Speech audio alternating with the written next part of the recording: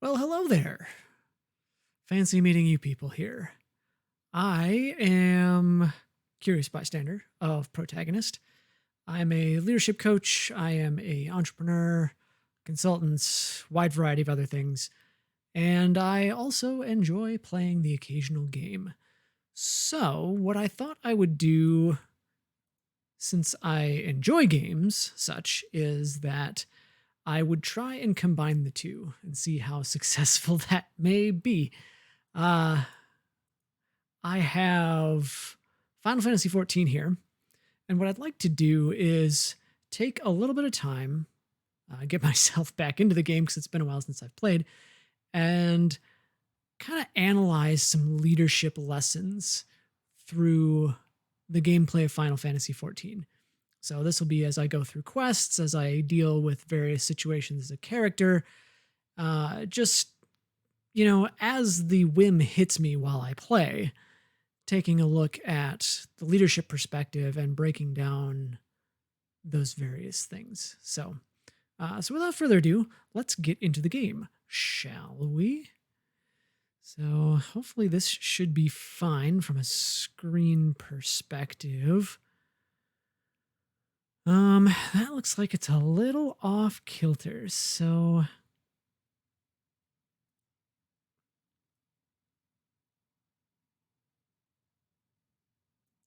if I do that,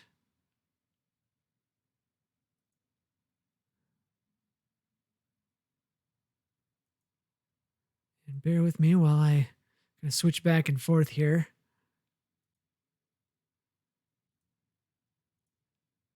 There we go. That's a little more aligned. Perfect. Perfect, perfect.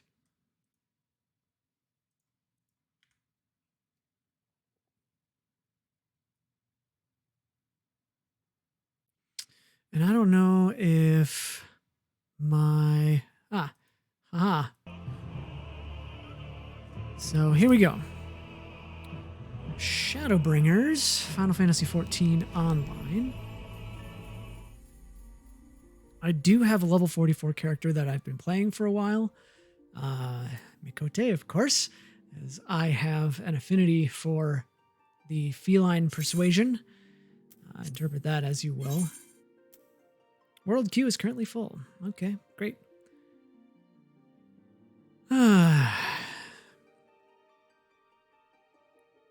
It's good to be back into the game here.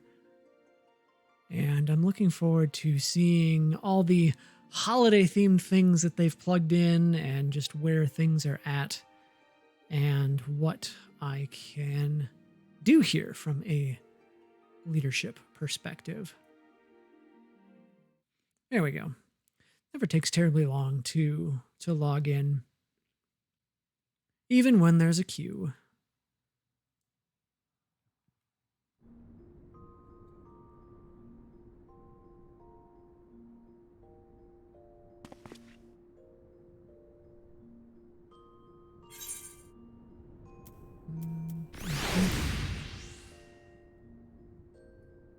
Let's see.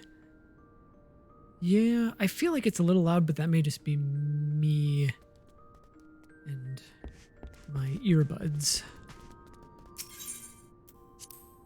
Heavy oaken door. Not oaken shield, the dwarf, but a door, in fact. Okay.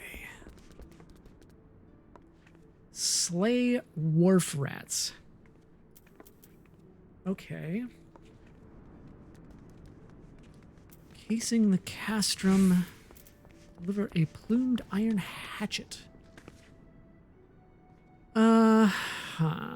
Speak with Portalane at the observatorium. So I was playing the game up until this point with my girlfriend, Calligraphy, who is also a partner here at Protagonist. And we were going through the main story quest together, so I'm going to leave that be. What I would like to do is just get myself reacclimated here. I need to go down. Yes. Okay. Oh, lift operator. Or attendant. Whatever you want to call yourself.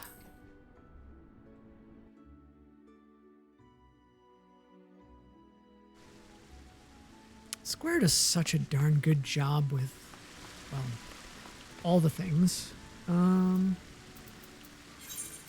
Rats in the wolf. That's not the direction. I need to go to the right, and apparently I need to go up for that. Okay. Unless I can go this way? It's a staircase. Aha, I thought it was. Hang with me here, folks. It's been a hot minute since I have played. Ah, this is the way I need to go. Okay.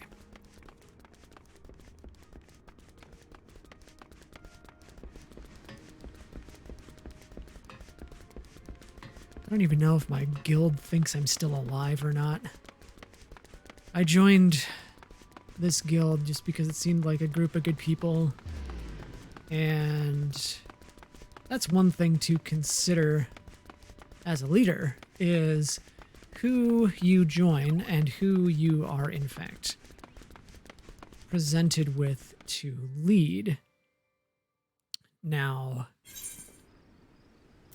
as a leader, it's always important to understand the... My hotkeys still work here? I was gonna say, I bet you I one-shot these things. Totally one-shot. Yeah, and I'm leveled down for the quest.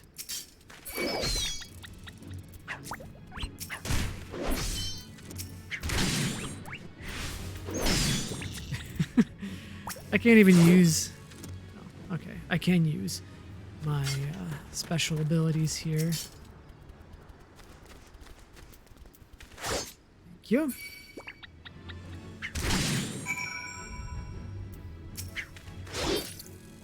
Okay, I think I'm starting to get the hang of things again. Report to Bateron. I can do that. So what was I saying? As a leader, it's important to be conscious of who you surround yourself with. And that can be, you know, a team of employees that you're put in place to lead. It could be a paintball team. It could be a group of friends. It could be a variety of different situations. But as an individual, and especially as a leader, it's important to mesh well with those that you are around on a consistent basis for a wide variety of reasons. Oh, Baderon, I have a quest for you. Good on you, lad. Bloke comes through the other day and plops this huge sack the size of a bleeding gobu on the counter, saying, any man that slays rats can have something from within. Can he now? When I inquires as to why, all he says is the damn noise they make when scurrying about is driving him insane. You ask me, though, he was already a bit touched. Something tells me the poor lad'll never find peace. Probably not.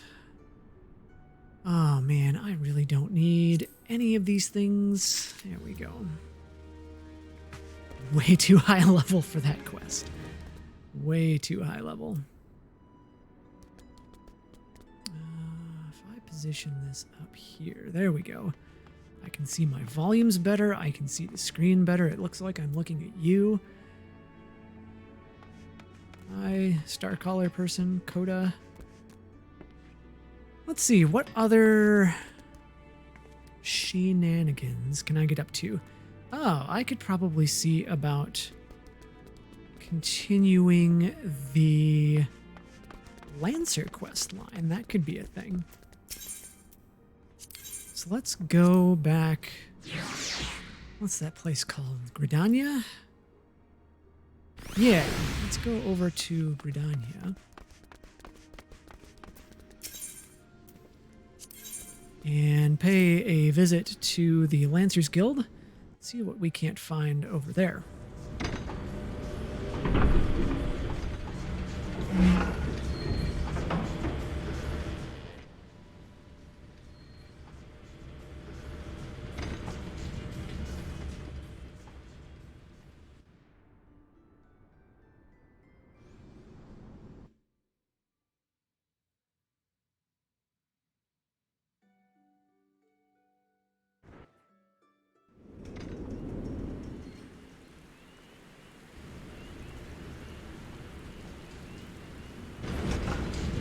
I'm still impressed with how beautiful a game this is. Especially if you have a computer that can run it on full settings. Whew.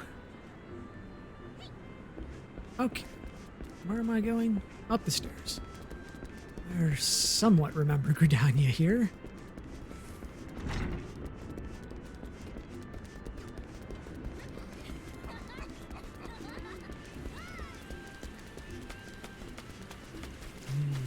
Wet, squishy ground.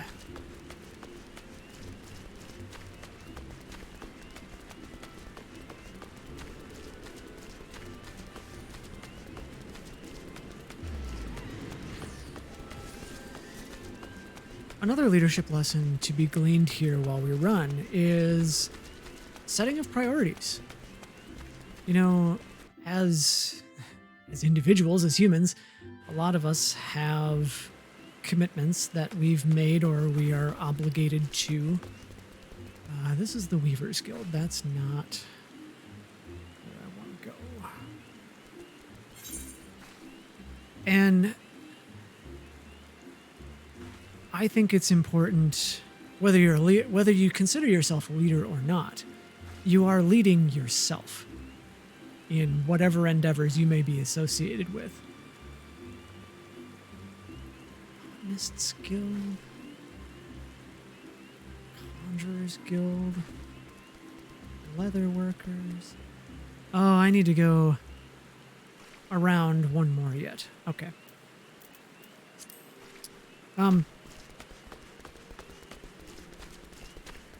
As individuals, it's important to understand what your commitments are and understand what their priority may be at any given time. You know, taking some time out on a weekly basis to lay those out, even on Google Doc or something, and then looking through and saying, all right, well, this absolutely needs to get done this week. Here's when I'm going to have it done by. Can save you a ton of stress. Just having that presence of mind in the back of your mind whenever you may need it is super important. See lances. Okay. Whaling Barracks. Wood Whalers, that's what they were called. I remember now. Ewain, what have ye? How fares the guild? The guild fares well, and this is in no small part due to your positive influence, my friend. Those guild members who had the chance to cross lances with you went on to improve in leaps and bounds. Good, I'm glad. Even those who but caught a glimpse of you in action showed remarkable gains in skill and spirit. Now, those who but caught a glimpse of you, that's another thing to be mindful of as a leader, is when you're in a workplace, when you're around the people that you're leading, or even when you're just around yourself. Whoever but catches a glimpse of you is seeing you through the lens of an example. You are the leader in that specific frame of time. And whatever you happen to be doing is setting an example for those who are being led, if that makes sense. So it's another thing to be good and be conscious about especially when you're around those that you are tasked with leading. Because you never know, much like those of you who have kids, you never know what is going to stick. As you have been an inspiration to them, exactly. As you have been an inspiration to them, so too will they become an inspiration to those who follow. And so the cycle continues. Master of this guild, I count my blessings that fate has seen fit to guide your steps to us. Oh, that's right. I graduated the Lancers Guild. And I'm on to Dragoon now. On to Dragoon. I forget the names of the places where I need to go. Center map. Was it Dravania?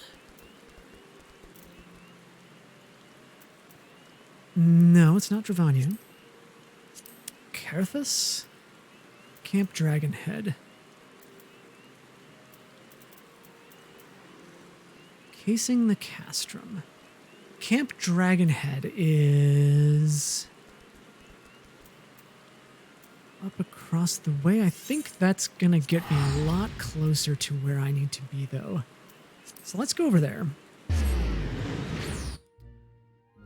Another thing is keeping notes so that when you do dive back into an endeavor, you remember what you were up to when you left. Well, this is close. I don't think... I went the wrong direction, didn't I? There we go.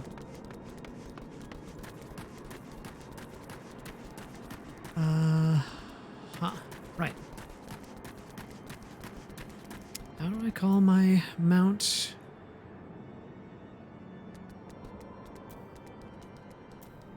Boy, all the things that you forget.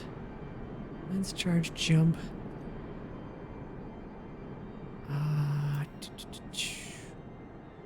Sprint, teleport.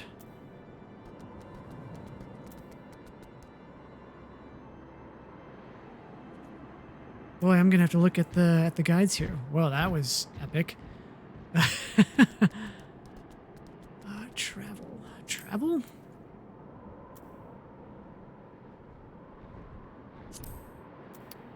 System, keybind. Shortcuts. Chocobo.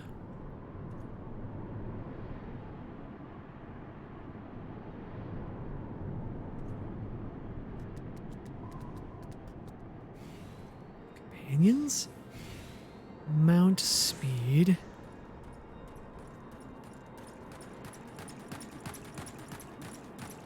I know I have a mount, I just forget how to summon it. Which is mildly embarrassing, but that's okay. Mount speed. Jump, lance charge, full thrust.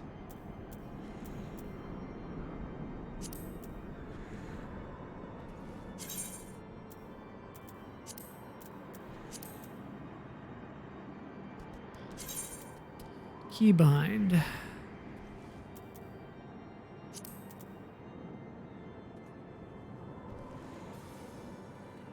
I think I used to have... I'll have to look at that offline, but I think I used to have a keybind set to... Oh, look at that. A fate that I don't need to get myself mixed up in.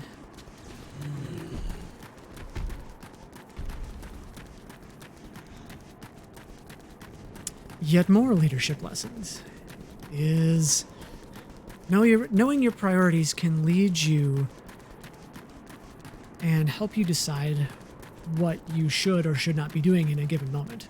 Now, that's not to say that there isn't any particular force of procrastination per se, but it makes it that much easier to decide, you know, this is happening right now, like that fate. Do I need to do that? No. I mean, sure, I guess the extra XP would be fine. But Is it absolutely necessary? Nah. I can move on.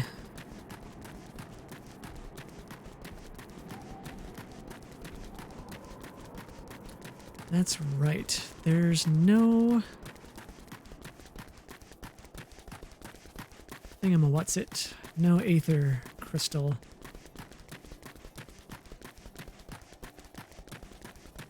Now, Alberic.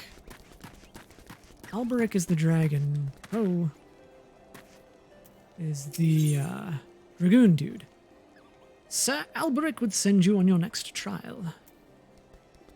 Ooh, and I get Doom Spike. All right, send me.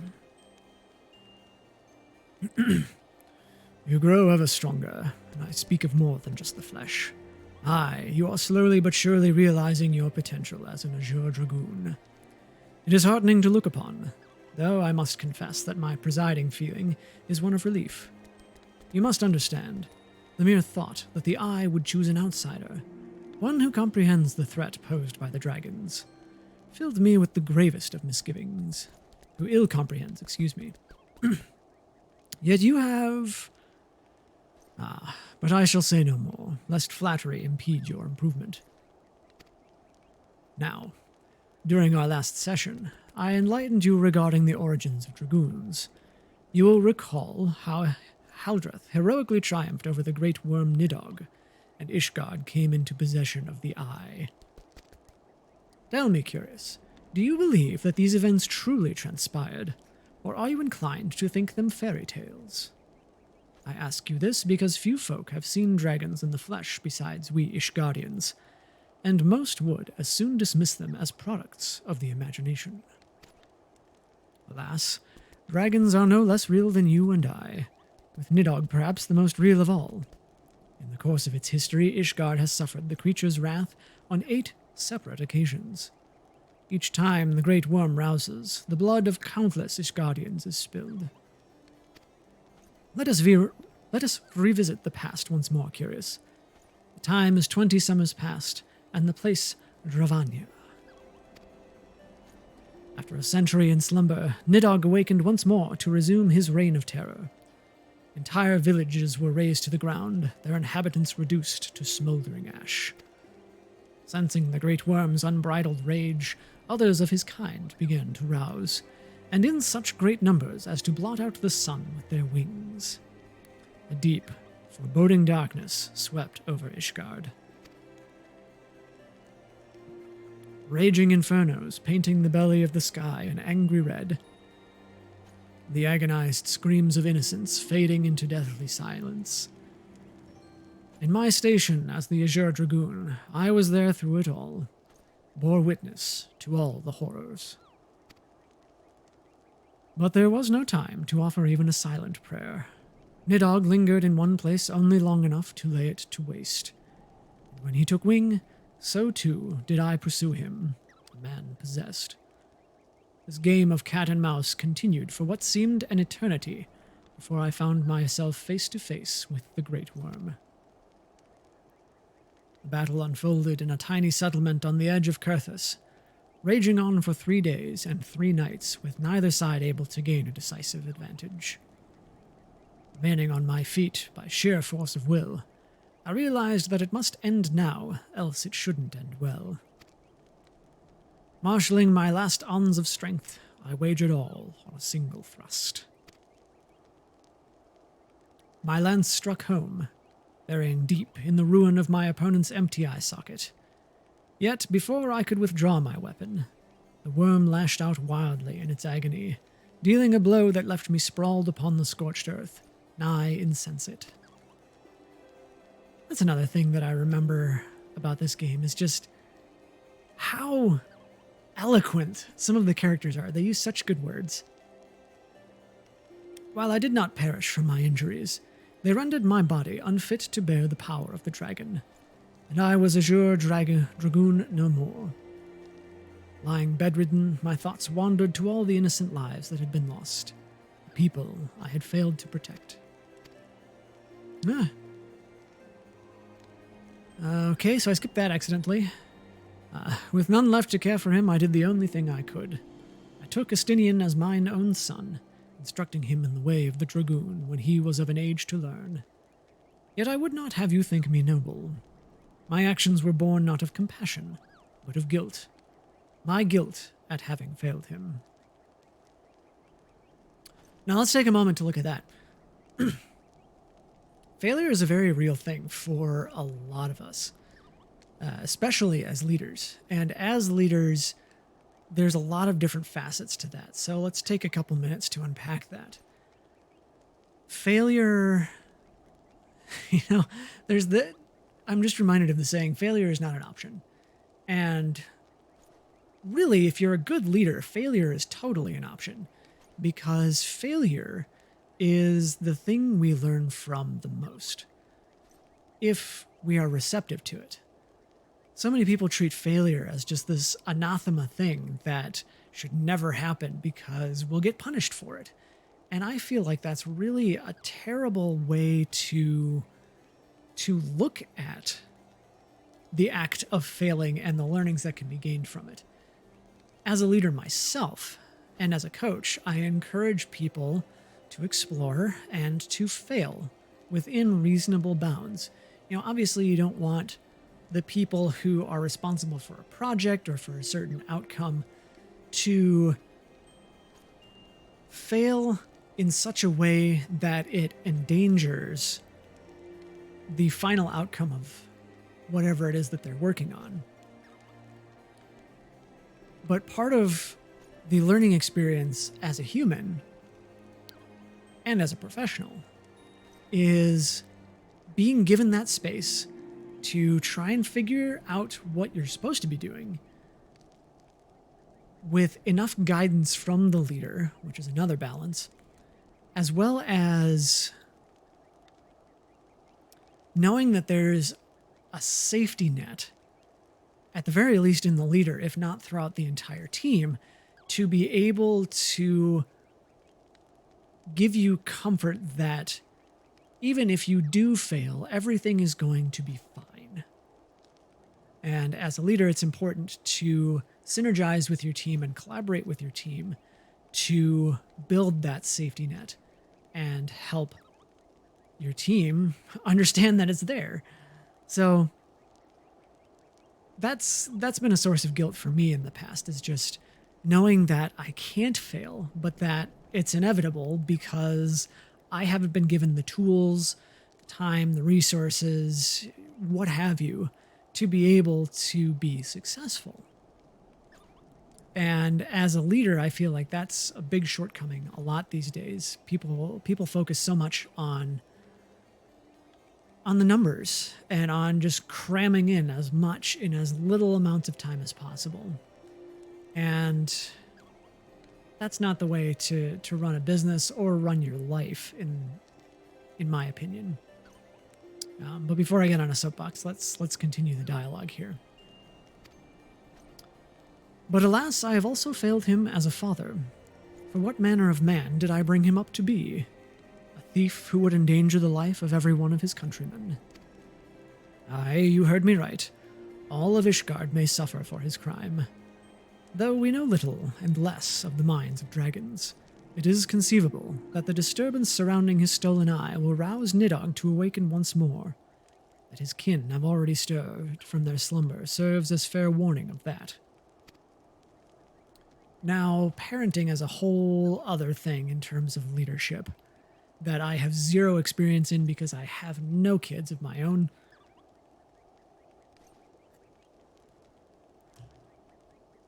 My older sister has 2 girls, and that's about the only experience with kids that I have, and that's very, very minuscule in and of itself. But as parents, that's another thing to consider as well, is you are a leader. You are the leading figure, hopefully, in your child's lives. And it's up to you what you make of that. That's about all I can say with any kind of confidence on the topic of parenting. All right. Time is not on our side. Fortunately, it would seem you are more than ready to embark on your next trial. Make your way to Witch Drop, where the knight Histine waits your arrival. My nation is depending on you, Curious. Quest accepted. Okay, I need to go that way.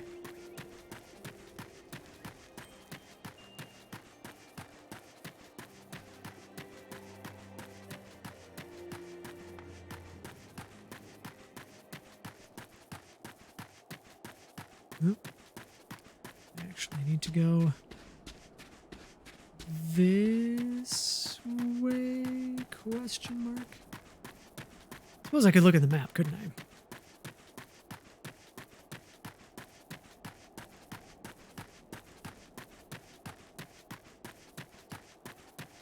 I? I love my little red panda. He's so cute.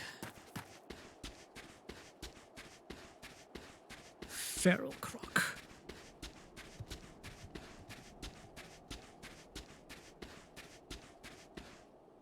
Now, I feel like... Oh. Where's my map?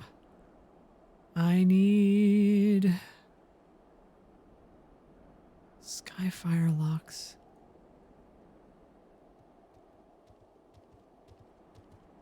Witch Drop. Oh, is way up by Dragonhead. Okay.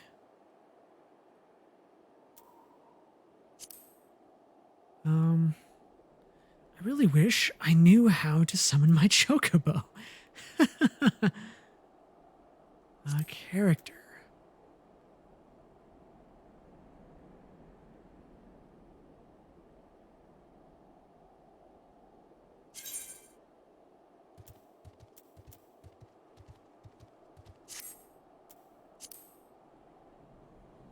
Actions and traits.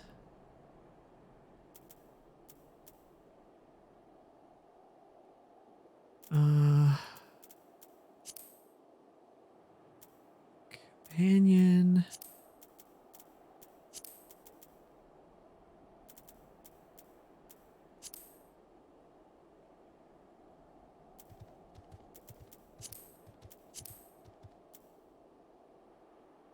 Oh, Mount Roulette. Summon a mount at random.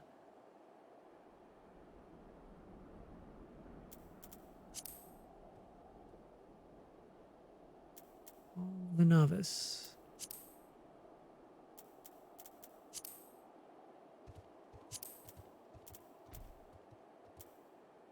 I'll have to spend some time figuring that out. As for right now, there we go. Auto run is my friend.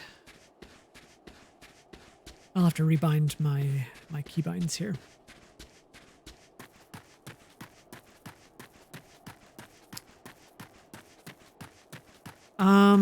Hey Airmar, thanks for joining us.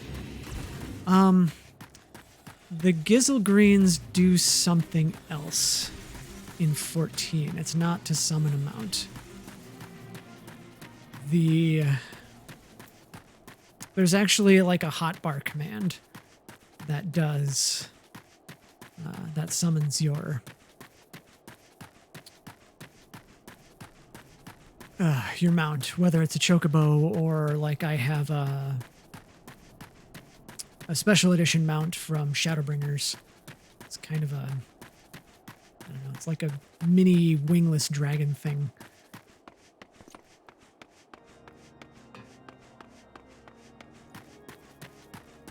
How are my levels, by the way? Are all my volumes good?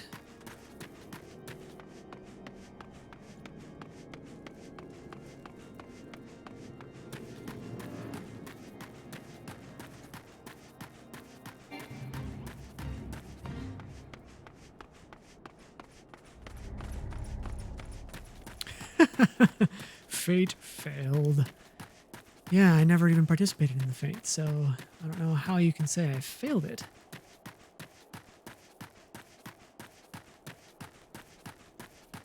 Yeah, you can use... Gizzlegreens are for healing and rewarding your chocobos. Couldn't hurt to be a little louder overall. Okay.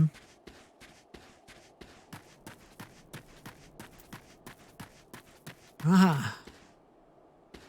Right, I need to go down here. Voice sounds slightly subdued. Really? My mic levels are in the yellow. Let me look at my mic gain here. Suppose if I turn the mic gain up to here, that could help. Is that any better?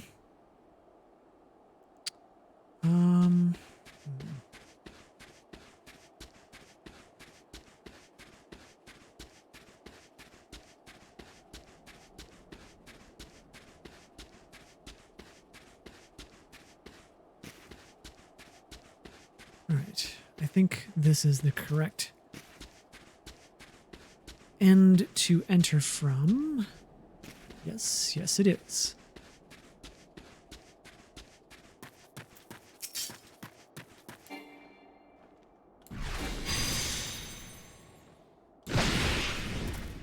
Okay, that's what that does.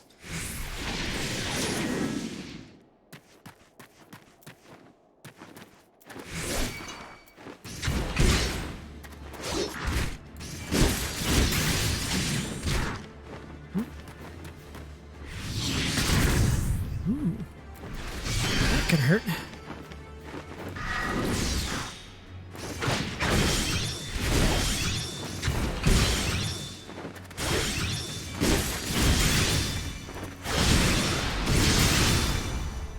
Ah. Yeah, I just need to turn my personal volume down. I can turn the game volume up a little bit as well if I do that.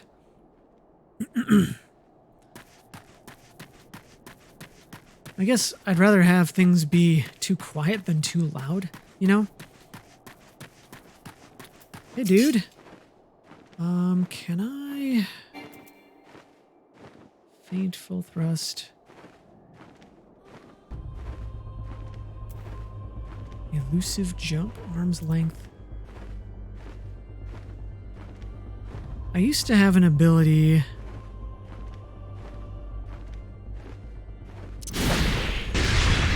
Ah, that ability.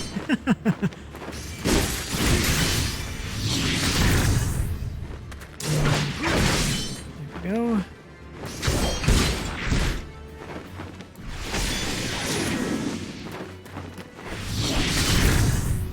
Ouch. And fuck. Okay. My panda is now just hovering in midair. That's cool, I guess. Come on, dude. There we go. All right. Husten. You are the one who would aspire to be a Jour Dragoon? Oh, this is a lady. Excuse my low tone. Why, you are not even of Ishgard. If you truly possess the power that Sir Alberic sees in you, then prove it to me with your lance. On guard! Well. Hey, dude.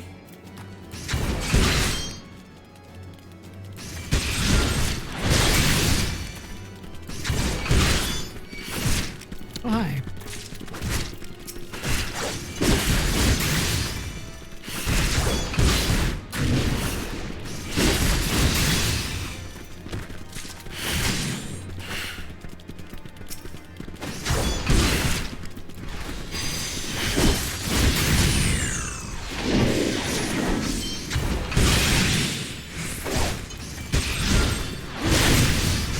Okay.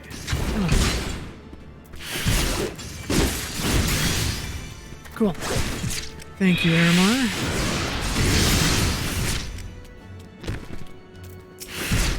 Appreciate the input.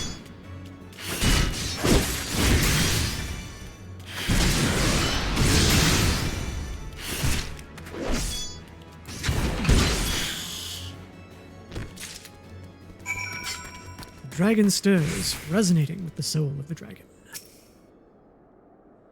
Its strength, I have not seen its like since Estinian himself stood before me.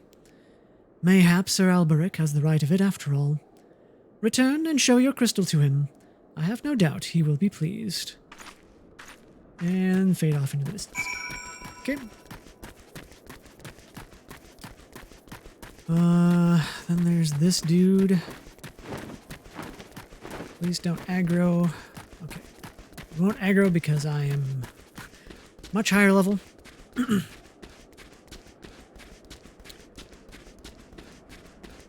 So let's take a second to look at the whole idea of tests.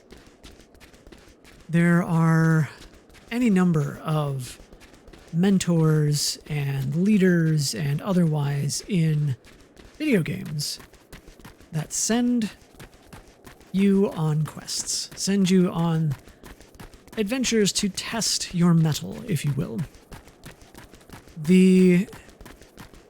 And this is something that a lot of real-world leaders do as well. They end up in not necessarily so grand a fashion, you know, they're not sending you off to slay the dragon, per se.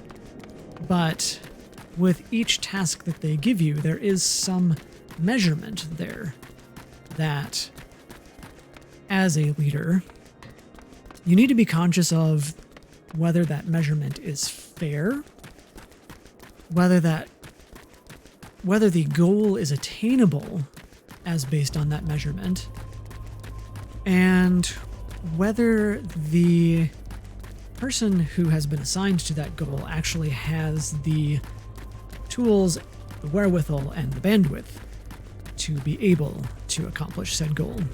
Lots of things to consider, right? And it's just another thing to be conscious of as a leader that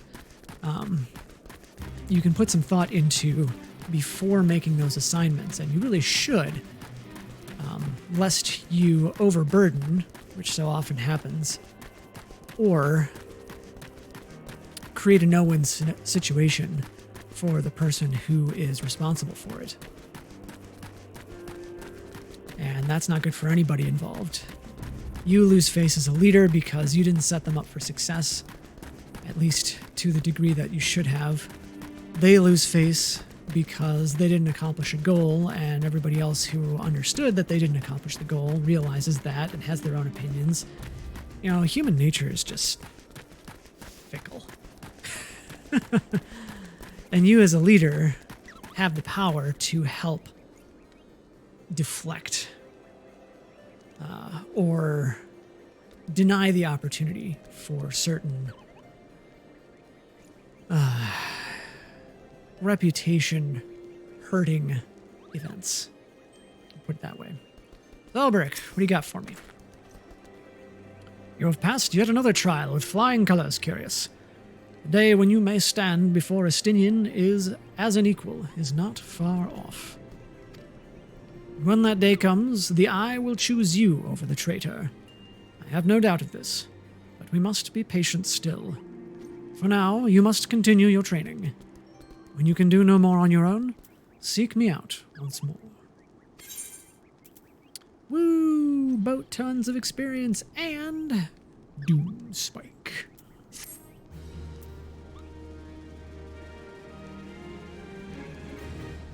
Ooh, cutscene. Well, not really, but what level do I need to be?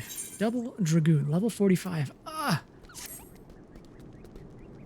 am a quarter of a level short. Doom Spike. Now, I have no idea. So I usually hit that first. Then I hit that. And then I hit that. Life Surge. I feel like I should put that up there. Those targets. Piercing Talon should be C5.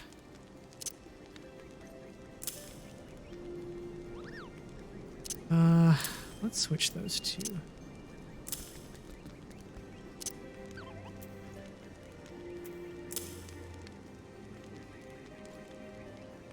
Stuns target.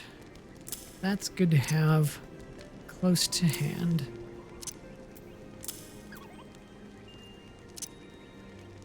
Yes. Okay. Oh, what else can I do to maybe get a level here? I suppose something I could do is a leave or levy. No idea how to pronounce that word. The Adventurers Guild represent local leave quests at the Observatorium is seeking an adventure to undertake guild leaves. I'm 100,000 experience short. Guild leaves, huh? Okay. Good morning to you, sir. My name is Cimarant. Simorant. Cimarant? Cimarant. Be very American about it. And I represent the interests of the Adventurers Guild here at the Observatorium. If I might be so bold, have you an interest in undertaking a guild leave or two? I believe you would find the experience most rewarding. I might. But it pains me to say that I should first administer a trial leave. I must beg your forgiveness for my premature proposal. This leave should serve well as a test. If you are willing to accept it, please do so now. 7,200 XP. There are foul things tried to get at our Bessie this morning. More worldly among us named them Red Avis, minions of the Dragon Horde. For their crime, they must be killed post-haste. Bessie is our sheep, a dear friend to the Observatorium, as well as the source of all our milk and curd. Suppose if you wanted to, you could milk sheep. We're in Final Fantasy after all. You may wish to get some Baratine croc meat to use as bait, though. That may be easier said than done. Report to the Kurthus Central Highlands. Time limit 20. Okay. You have my most humble thanks, sir. The dragons and their minions have terrorized my homeland for generations, and we appreciate all who would aid our cause. To attract the two beasts which threaten dear Bessie, you must slay Snapjaws and use their meat as bait. Okay, that's easy. This method is far from foolproof, though, and I fear it may even attract other ravenous creatures. It might. But that's okay, you know? Oh, let's go kill some crocs.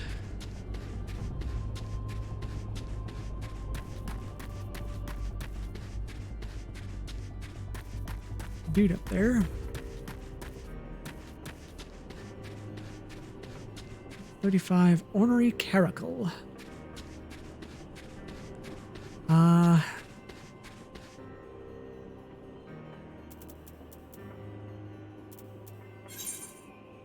Okay.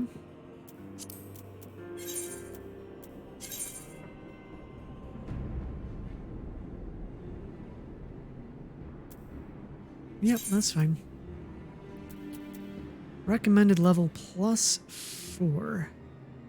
Level 35? Yeah. I can take a level 40 quest. Hey, dude.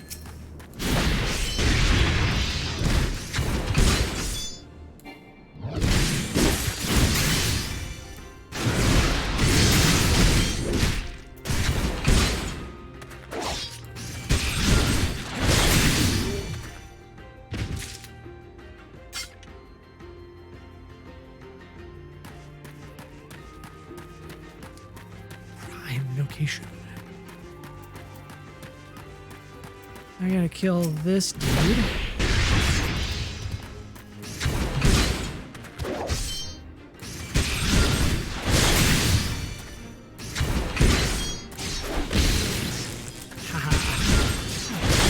No attack for you.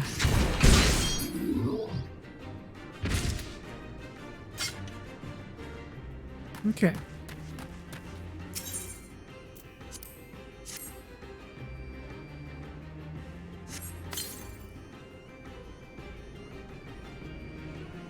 I sense that a red Avis may be lurking nearby. Okay.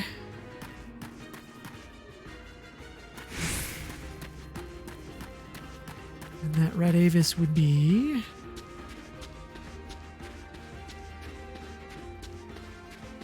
Ooh. I will take Treasure Coffer.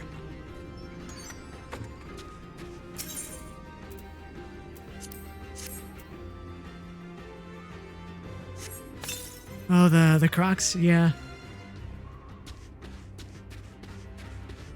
Actually, why don't I go over here?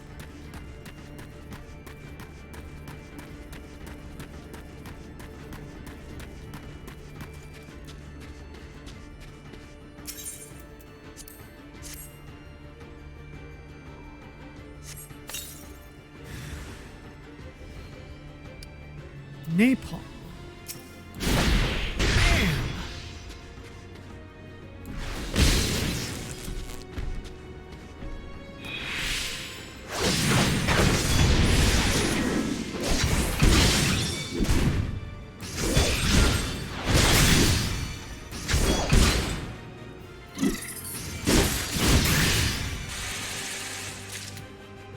Grenade ash, okay.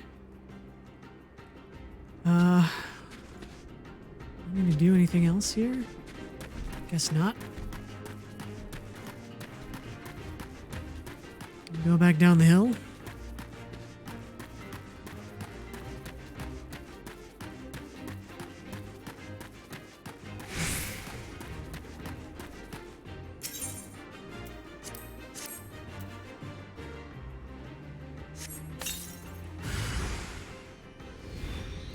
Well, hello there.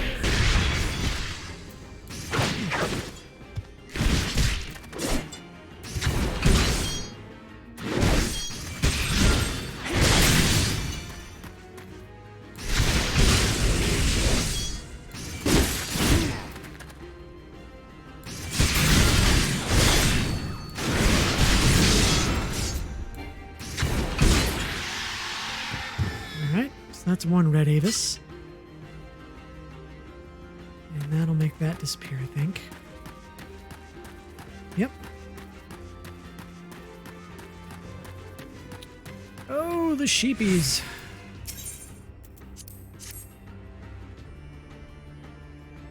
Digging around in my pocket for 2 seconds.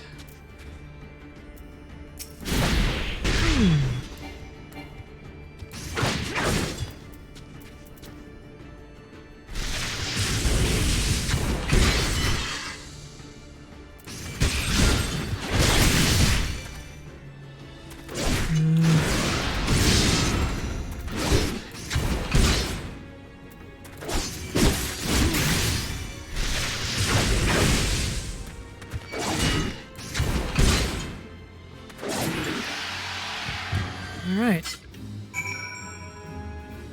That should be... Yep. I'll return. With nothing else better to do at this point. In time. Oh, Simorant! Sounds like Cinnabon. The Lave Watchers spoke of your skill and valor in the field. Please accept this reward for your services. Bonus has been awarded on difficulty. Bonus has been awarded based on speed of completion. Huzzah! Get a little more XPs, a little more money. Take it. Has been an honor and a privilege, sir. I pray we can count on your services in the future. Woohoo! So these leave quests are actually a really good other thing to look into is rewards, right? Everybody likes rewards. Well, most people like rewards. I'm sure there's somebody who doesn't. But you look anywhere, you see, credit card rewards programs, you see rewards at coffee shops for buying a certain amount of coffee. You see there are rewards everywhere. And as a leader, it's important to look at how you can reward those that you are leading. For some people, it's the satisfaction of a job well done. That's great. Give those types of people like a card or a gift certificate or something so they can go and enjoy, maybe a night out with their significant other or something like that. For other people, they like more tangible things. Don't just make it about happy hours with the team. That's a great reward, way overdone reward, but it is one. Get creative and actually talk to your team. See what they want to be rewarded with. Their input is invaluable in determining that. Let's see what other leaves he has for us here, because these can give us a boat ton of experience if we get the right ones. Have you further interest in aiding the region through lave quests? Yeah, I might.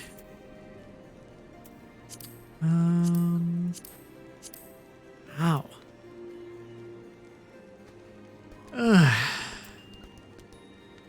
Still 90,000 XP short. These are only 7k? That's 12 leaves to get where I need to go?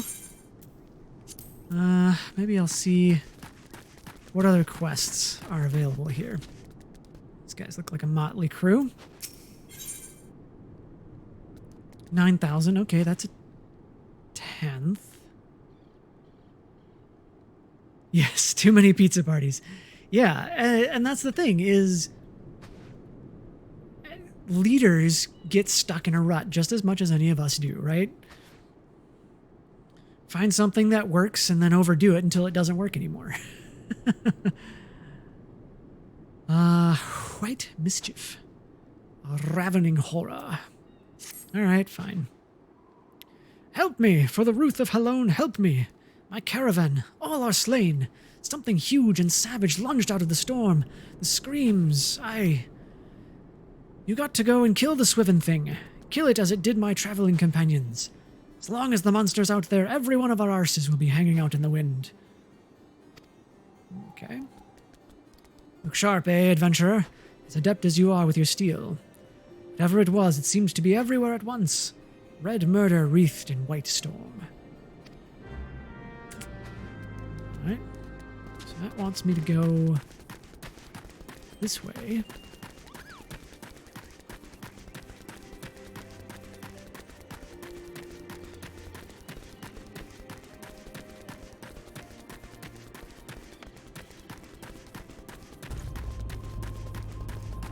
So Aramar, that being said, in terms of rewards, what are some unique examples that you've experienced in your time as in your time in corporate America, let's put it that way? I'm always interested to hear different examples of what people have experienced that they've liked.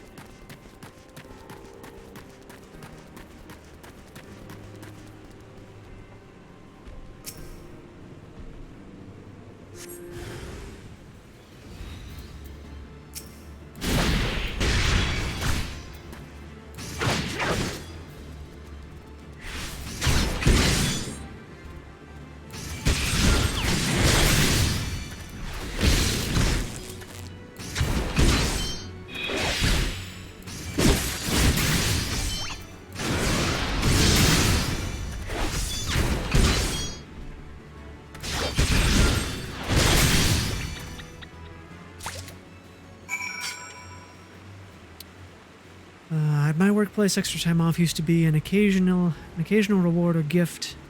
Example, a few hours bonus PTO on a Friday or something. Yeah, and I mean, that's not hard to give people,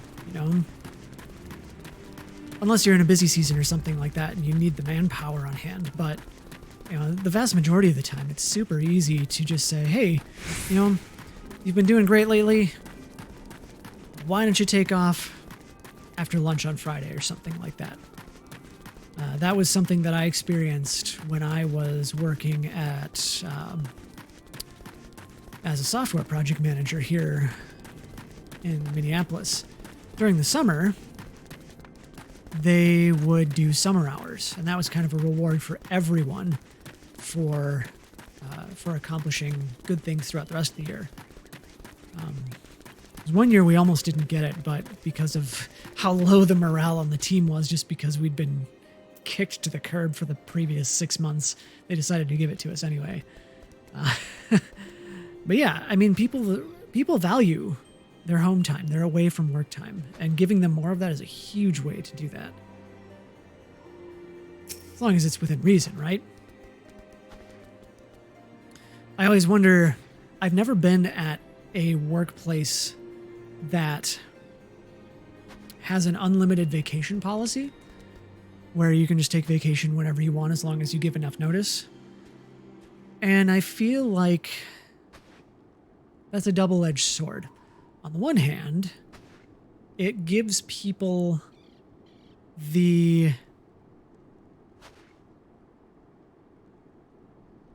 Yeah, you're absolutely right, Aramara. Price salary or wage notwithstanding. And in the grand scheme of things, if your company is doing reasonably well, if they're operating in a normal capacity, then, taking an extra $80 off the bottom line every once in a while isn't going to be a huge deal, right? Supergiant Games and their PTO. All right, now I got to look that up. I'm going to switch to my face cam here. Supergiant Games PTO. Oh, and of course, Chrome has to do Chromey things.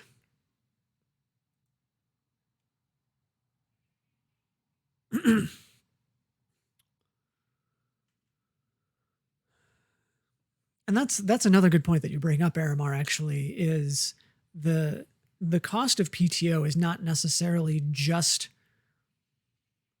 the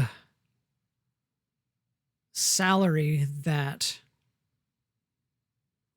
would be paid to the person who's getting the time off.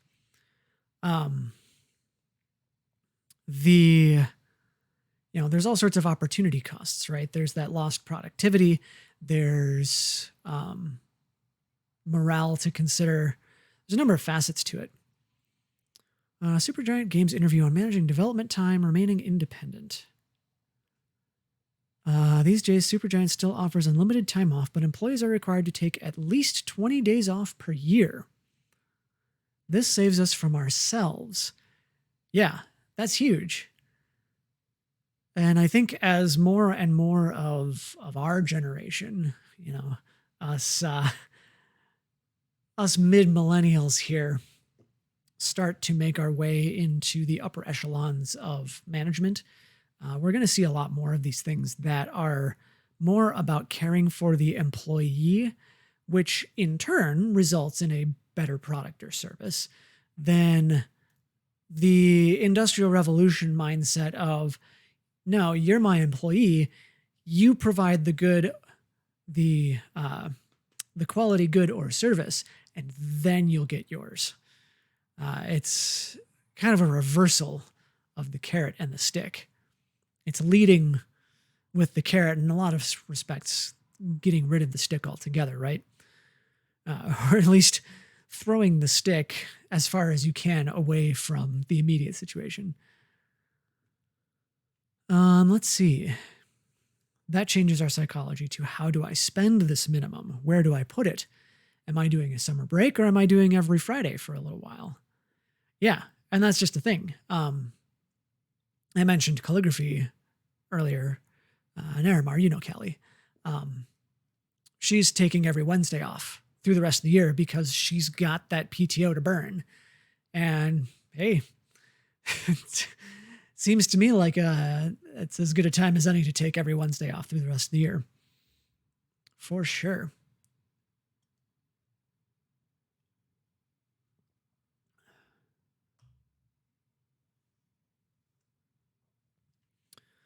Let's see. This is good stuff. I'll have to put this out on social. Repeatedly emphasize that when it comes to company culture, little things add up. As another example, he pointed to Supergiant's approach to emails on the weekend. That's another thing that I have a very strong opinion on that I may talk about a little bit here once I get done with this thought. It says, namely, that there shouldn't be any after 5 p.m. on Friday, even if somebody's really excited about a new feature or idea, because that risks roping other people into work on the weekend. Oh, man. The amount of times I've run into this as a project manager, as the project manager, there's that unspoken expectation that you are available pretty much during daylight hours and a reasonable amount of time after the sun goes down to be able to respond to emails and in some cases even calls. Fortunately, I've been able to distance myself from that lately, but it's, I would set my schedule. I'd check my emails to build up my to-do list for the day first thing in the morning. And I'd see emails from people at like 1 a.m. sometimes. It's like, really? The culture at this place that I am working with needs to slow down, put on the brakes. There is no reason that the average person should be working at 1 a.m.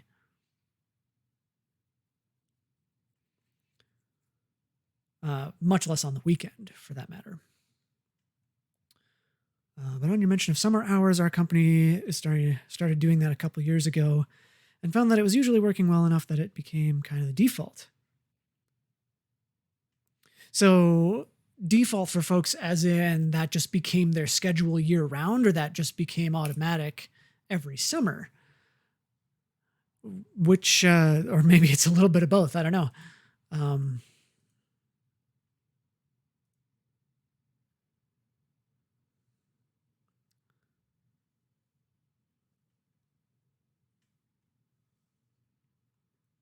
Yeah, exactly. Yeah, I've got a buddy who's a who's also a project manager in the software industry, and his office is really, we don't care when you get the work done as long as you get the work done. So, if you want to take 3 hours off in the middle of the day to go for a 40-mile bike ride, take a shower and have lunch, fine. As long as you don't have any important meetings or otherwise during that time, go nuts. And so, he's got kind of a distributed schedule where I can see those late night emails maybe coming through. But that brings up another thing is, in those types of schedules, you need to have the right kind of people who have the right amount of temperance to be able to say to, either turn off the notifications on their phone and email when they're not working, or to, quick glance at the email, make sure it's not an emergency, flag it for tomorrow, and go on with whatever they're doing. Oh, nice. That's huge. That's I consulted with the university up here, Aramar, recently. That was also what a lot of us who were the the outside consultants were able to do. I remember one day I was walking out with one of the other consultants at 1 on a Friday, and the heads of the project management office were having a conversation with our boss at one of the tables that we passed on the way out. And they're like, wait, you guys are leaving? We're like, heck yeah, we're leaving. We've spent our 40 for the week. Unless you guys want to pay us more, we're out. Obviously, that's not a luxury everybody has, but it's very nice when it is. Thanks for the pointer on the Supergiant thing. I'm definitely gonna share that out on social media because that's worth sharing to people. Let's see. All killed by this wee thing. Ah, I took the span of its leap for the span of a giant's limbs.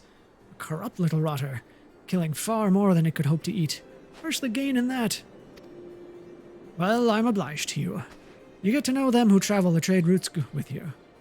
Good men they were, every last one. Maybe not that tall fellow from Gridania. We could have spared him easy. But I'm glad to have settled the hash of that murdering pocket fiend. Me too.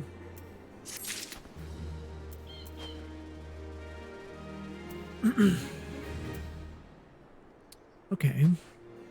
So that's 9,000 XP. Where else can I go? There's a quest in the tavern over here, methinks.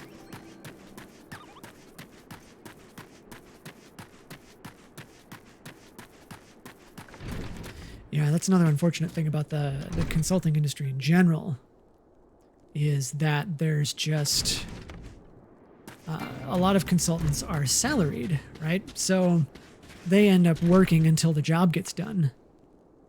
Where the heck is this quest? Back here somewhere? Oh, aha. Ah, I see. Okay. And that's been a big deal in the games industry today, with Hades being in Game of the Year contention next to games with more crunch and the recent release of Cyberpunk. Yeah. Yeah, well, I mean, technology in general is hard. Technology in general is really hard. There's too much of that pervading it needs to get done, no matter the cost mindset. And I think we're just barely beginning to see the shift of companies from the mindset of productivity at any cost to meet the deadlines and employee morale leading to, maybe longer deadlines, but better overall products, right? And yeah, that's been to go back to the salary thing. You look at the Accentures, you look at the Bain and companies, you look at McKinsey, various other big consulting names. A lot of the consultants that come from those companies are salaried. They only get paid so much a year before maybe a bonus. And I don't know if those bonuses are project-based or if they're merit-based. It's probably a little bit of both. But the companies love salaries because it means they have a resource that they can work as hard or as easy as they want for the same amount of money. And for a lot of people, that just ends up being what they have to deal with because that's what they can get. Especially in the more skilled roles, you look at project managers, you look at software developers, you look at, sales is kind of outside of that for the most part. You look at consultants, you look at a variety of different roles that are all salaried and that put in typically more than 40 hours a week because it's just, the things that need to get done are expected to be done on such a timetable with such an unreasonable amount of other things that need to get done on a similar timetable that it's just a flaming cycle of burnout for people. And that's why I think a lot of the people that are from our generation, you see jumping jobs every 6 months to, 2 years, is they've put in their time, they've gotten the experience they need. Now they can level up to the next thing. And it's fascinating to look back at those kind of personal leadership choices as opposed to even, I don't know, say 30 years ago, back in the 80s and 90s, where people would get gold watches for being a lifer at a company. I think the gold watch was 50 years, or maybe it was at retirement. I can't remember which. I actually have my grandfather's gold watch from, where did he work? It was the competitor to John Deere.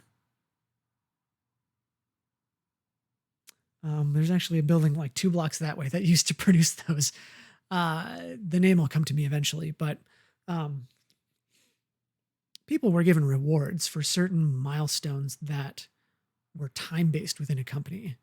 5 years, 10 years, 20 years, on up to retirement. And it was a big deal because they realized that was one thing I think they got right, is that if a company is able to keep an employee for that long, not only are they keeping a certain amount of internal expertise, training, and knowledge in the company, but they're also saving a ton of money on time and money, and probably resources in a lot of cases, on people that would have cycled through instead of that person staying as long as they did.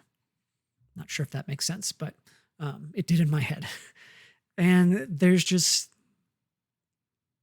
that's not there anymore from a leadership perspective, at least in a pervading sense. So it's real interesting to look at that, I think.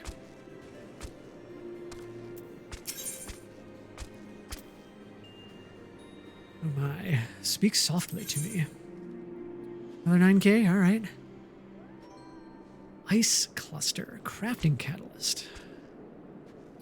Mockelin's teeth are chattering from something other than gold, and he has the beseeching look of one seeking an adventurer's cure to a nasty ill. Okay.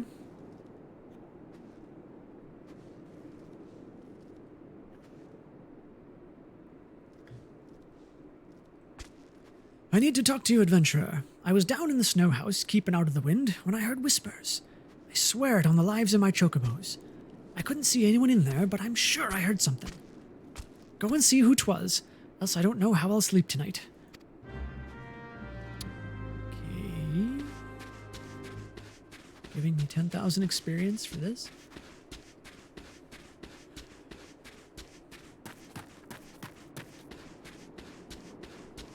I guess only 10,000 experience, right? Snowman. Hello? Hello, I are Snowman, man of snow. Dripping we is, our hold on life slipping.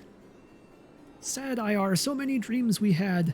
Rally my spirits, won't you ere the finale?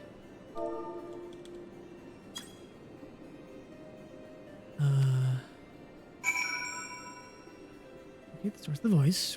Rally the snowman. You can do it, buddy. Yeah, practically giving XP away. Profane you do our pain with a rally so mundane. As to shelter with a booth, my housebound hearth do sooth.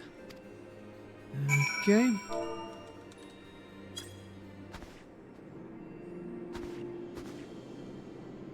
I need to have the snowman targeted. Boop. XP inflation is totally the next big economic issue. Although, to be fair, Final Fantasy XIV has come a long way. That's another leadership lesson I'll get into here once I'm done with this quest. Willing I are to take the top billing, a battery of gallantry from the artillery of flattery. Cheer us until dry are the tears. I don't know why I decided that the snowman was Kermit, but he is.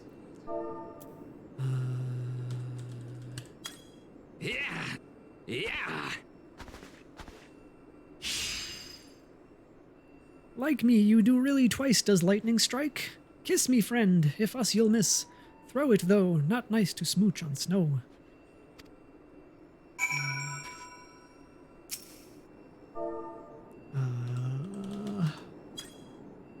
This command does not exist. Blow kiss.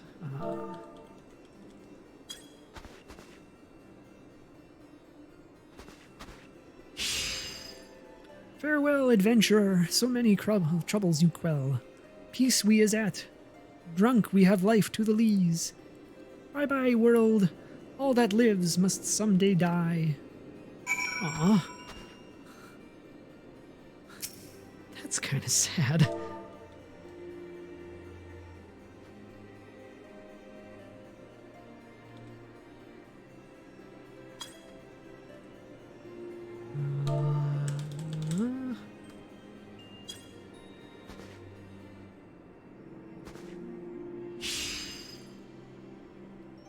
must someday die.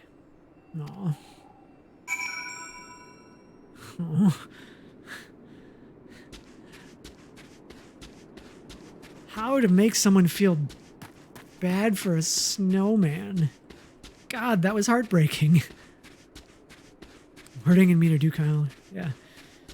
Yeah, I guess so. It's just a subconscious thing. Did you find out who was talking? I can see from your aspect you did. A snowman, you don't say. And speaking in rude posy? I see now. Someone's having a bit of fun with the both of us. Likely some young'uns. Haha, I'll rest easy now, I can tell you that. Okay.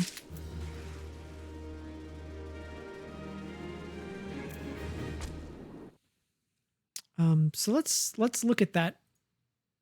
The Square Enix thing for a second. I read recently about how Final Fantasy XIV used to be, and it used to be super formulaic.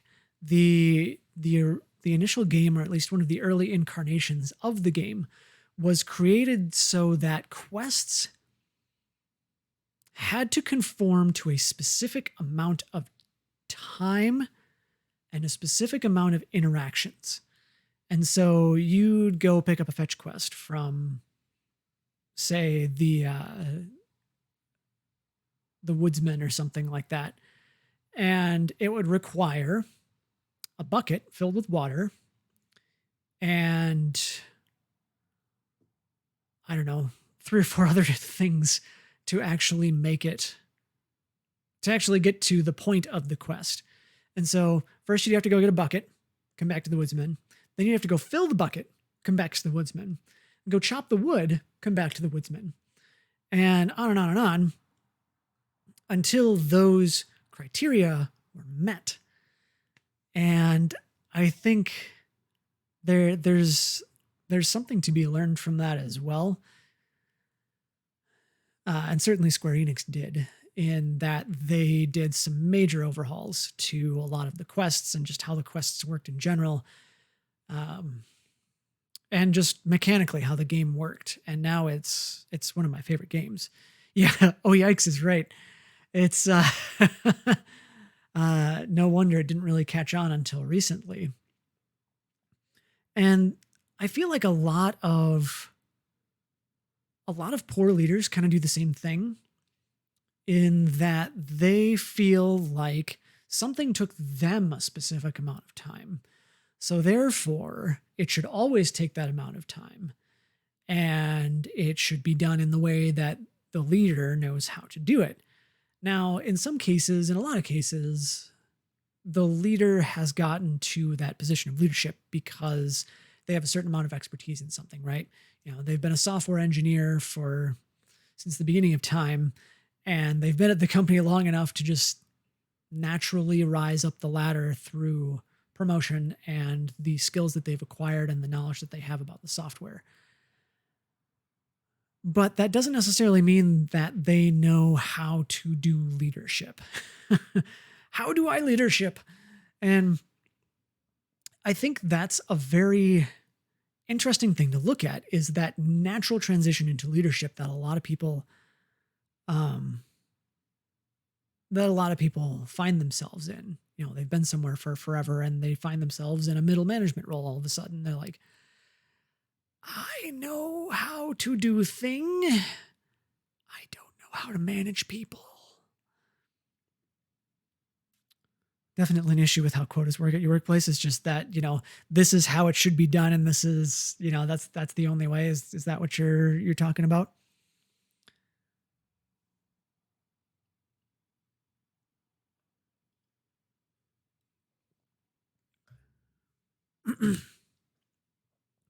And so, you know, that's one of the reasons why I'm here. You know, other side, you know, for new leaders who are finding themselves in those positions, I can help with a lot of the things that I've talked about today, and would be more than happy to do so. And it's just it's a constant balancing act, whether you're leading just yourself or whether you're You're that middle manager who's frozen with fear because all of a sudden you have the word manager in your title, and that denotes all sorts of fun things.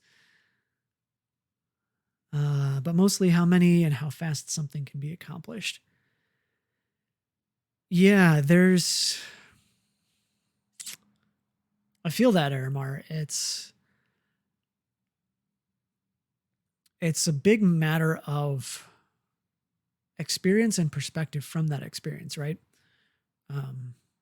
The person setting the rules has maybe done the things, or maybe they read in a textbook or heard in a webinar somewhere that this is how long something should take.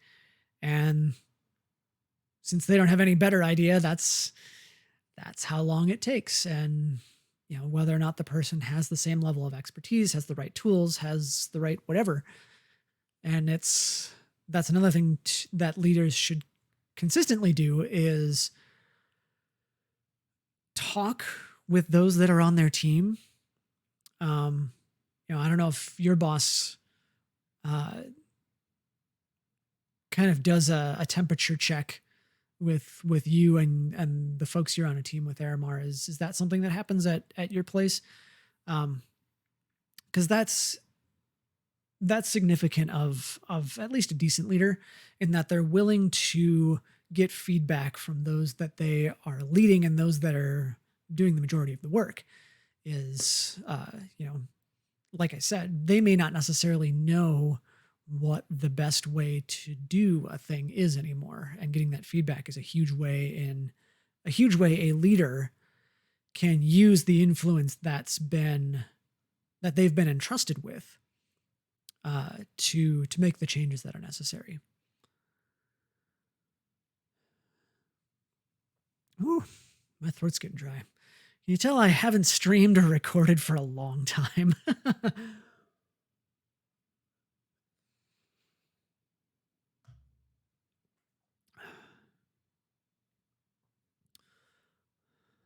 They do every so often. Okay.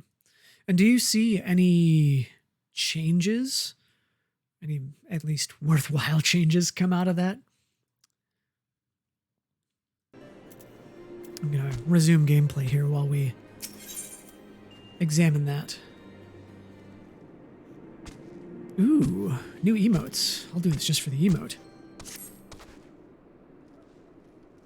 I can't see as how I ought to care, but I saw a fella out throwing snowballs at a snowman. Why anyone engage in such japery in the cold, I can't rightly say. Went nut gathering and lost more than he found is my guess. I love that phrase. You better make sure that don't happen to you, lad. Not that I know precisely what happened, mind ye. Was that? Me? Ask? I got my chocobos to see to. If de Vicoroy wants to upend his head soup in the snow, I can't see what business of mine it'd be. Well, that's not very neighborly. Yep, that's his name, de Vicoroy. I don't know, he sells things, goes places. Don't seem like no kind of life to me, begging pardon. You want to see him, I reckon he's somewhere about. I reckon he is. Give me my emote. Give it to me. Where is...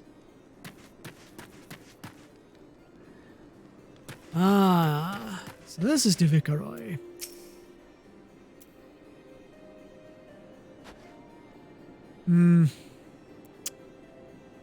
Not always. When there are changes, it tends to be short term. Things tend to settle back to a status quo. Yeah. Let me complete this quest. I'll continue my train of thought there in a moment. Walking softly, eh, adventurer? Those around here think I'm winter drunk, I'll wager. Ha! Never seen a snow toss before, the lazy by-blows. Sit on your arse in front of a poor fire too long, and soon you got the swivin' white knuckles. You'll sleep the better for tossing snowballs, without needing Lady Mead or Mistress Ale to sing the lullaby.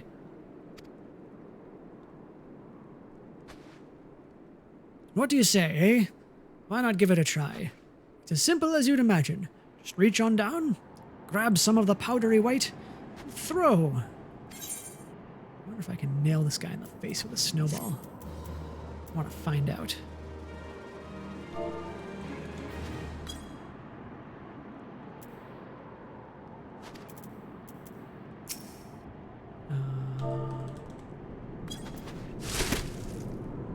I can nail him in the face. Yes. Too much joy. All right. So let's swing back to that. Yeah, so settling back into a status quo. Don't you want the snowballs to not be powdery? Well, it's for effect, right? If it just smacks him in the face and kind of runs to the ground, you don't get that satisfying poof, right? I don't know. I'll have to see if I can do that in other climates in the game and see what that does. Maybe I can throw mud balls or rocks or something. Well, that's not very nice. But also, and this is a whole other topic, but work from home pandemic has changed that dynamic a lot since people can't check in person. You're absolutely right. Let me tackle topic number one is the governance. Governance is the official word for it, right? It's taking the temperature, following through with those changes, and then making sure they stick. There's a lot of leaders I've seen that struggle with this. I don't think I've actually ever seen. Oh, that's not true. I have seen a leader that does that well through personal experience. You know, you read John Maxwell, you read Tim Ferriss, you read all these other leaders who are really just really good marketers. And, you know, supposedly they have the chutzpah to make these changes and have the wherewithal to keep the new status quo. But that's one of the hardest things to do. We as humans are very, very much creatures of habit, right? And once we get into a habit, it's very hard to break. And so that, as a leader, is another part of the leader's job, is to be consistent enough, have a plan, and make sure that the right elements are in place to maintain whatever the new status quo needs to be. The feared slush ball. Yes. And I think another thing is, you know, you mentioned the pandemic, Aramar, is that, oh man, there's so many things to be learned from the pandemic as a leader. I'll stick with that current track, is it's very difficult to check in with people unless you understand the new systems that are in play. You know, everybody's using Zoom these days. Everybody has a chat client. There are tools out there to facilitate one-to-ones with your employees, regular check-ins, whether it's verbal or written. There are tools out there to do that and make it more consistent. But just having the wherewithal in order to, you know, start the train of thought a-rolling, that they need to consistently do that regardless of where their employee is based, I think is another sign of a good leader.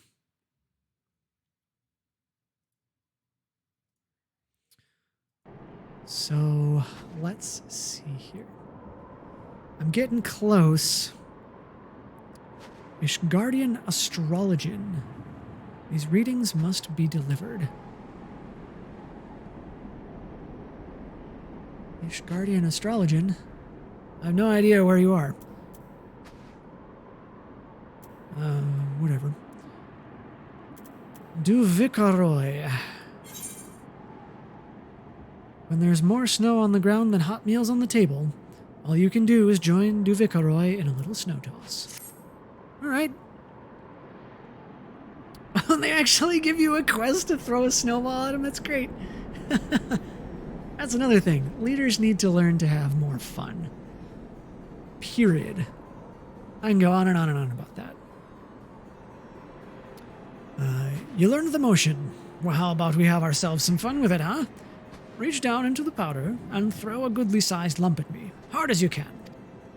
Though, make sure you take aim first, eh? Much as I'd get a good laugh out of it, I doubt Drivido here would fancy a face full of snow. No, he doesn't look like the happiest person on Earth. But, you know. Rolling with the snowies, accepted.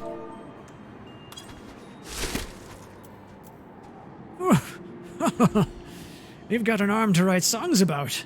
Bet that felt good, eh? Ha! Cold hands, warm heart. That's the secret to long living. Really, there ain't much more to it. Just throw where there's snow underfoot. Of course, if you try to do the same on other kinds of ground, you'll end up with a fistful of nothing. Where's the gain in that? Alright, we have our question answered. We can't throw any other objects but snow. Anyhow, what I like to do is toss snowballs at snowmen. That way you can hurl them as hard as you fancy. Snowmen don't mind. They're made of the same stuff, eh? Go on, give it a go. Try throwing at the snowman right outside.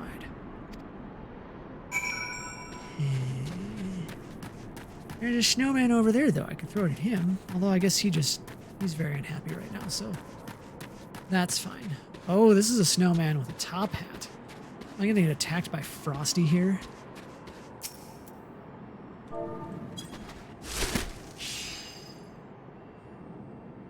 Mikote is throwing? Should I eat? Maybe I eat. No, I no eat dummy dummy. Dummy dummy throw like zero. Only become yummy yummy if throw like hero. Aha. Throw again. Okay. Alright. Targeting. Need to rebind that. Aim is yummy yummy. Still much to fear though. Hero not here. Throw to me again. Alright, you asked for it. I wouldn't want a flesh ball thrown at me either.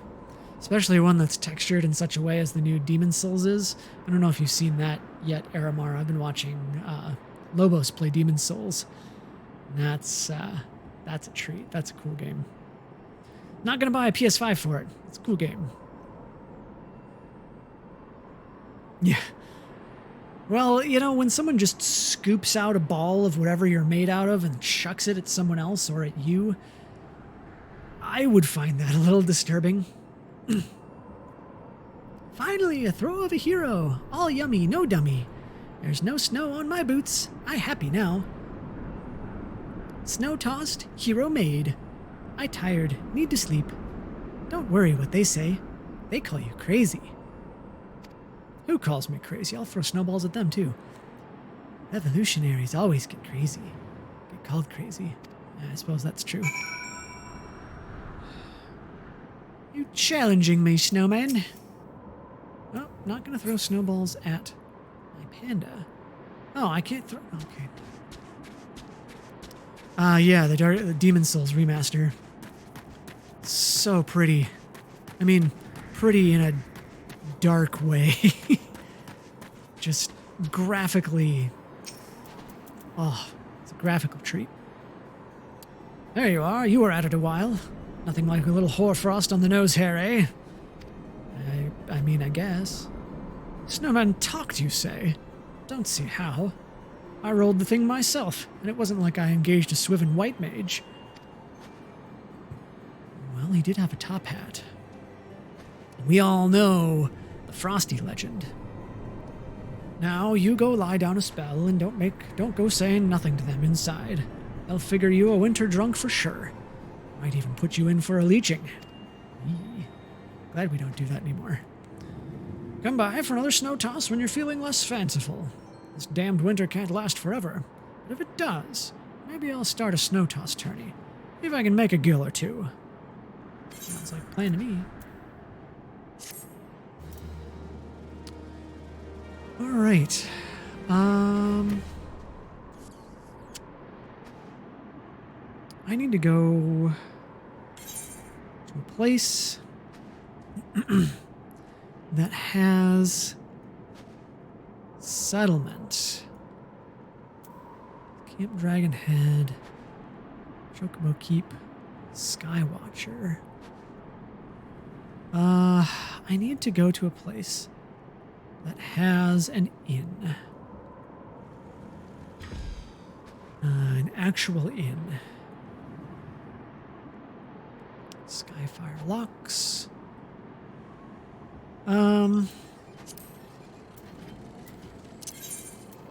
teleport.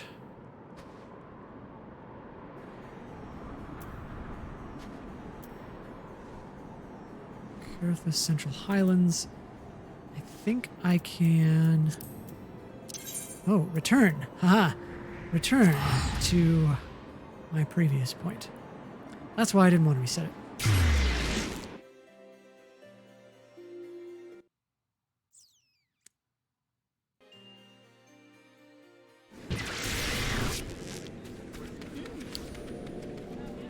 Oh, I need to go this... Yeah, that way.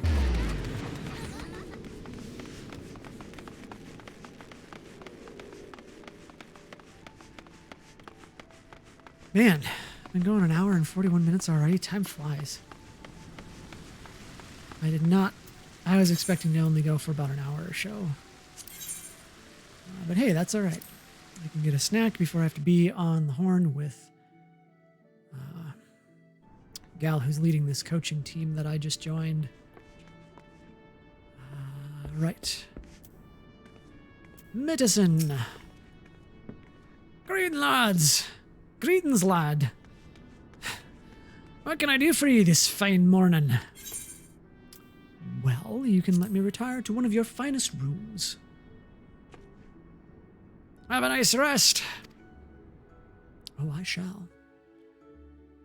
And the next time I log in, I shall get all the more XP because of it. I do love this little panda. He is totes adorbs.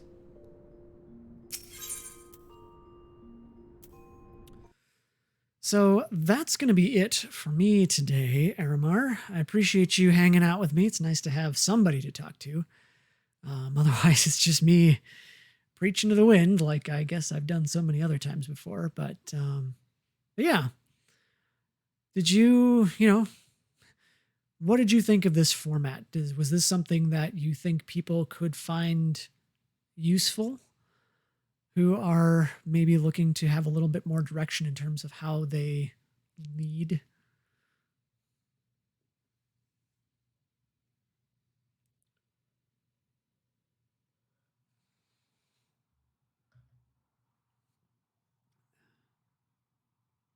That's my hope, is that people get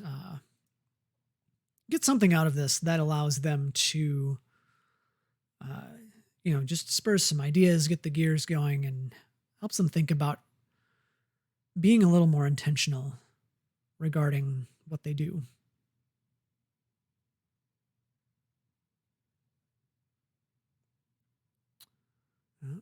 Okay.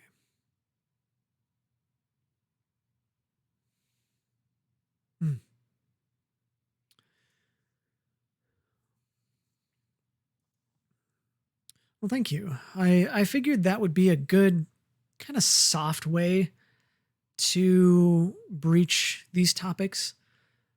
Leadership is something that people find